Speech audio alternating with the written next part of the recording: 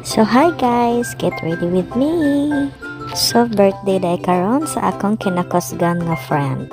So gi-invite man ta, moadto ta. So syempre, outfit check. Wow. So Bye, di darling. mo kuyog ang bata. Nag-request pa siya hatdan og bitchan. Sana all. So mauto going na ko guys. Nagulat na sa ako si Jason mo kuyog sila. So mo na akong service guys. So before ta magpadagan, i-check sa nato kung nabay gasolina lisod pod. So pag-check na ko, nakaingon ko very good ang akong papang-mer kay iya hadiang gitabilan. So mauto, naglakaw na ko. Ay, nag-drive di ay. So bintaha agad ng kabalutan mo drive no kay makakawat agad ta sa service sa ato ang pana. Doon rabi kay ito kung atuan, pwede ragod siya malakaw. Pero kay tapulan man taaw, drive oy. So pagbot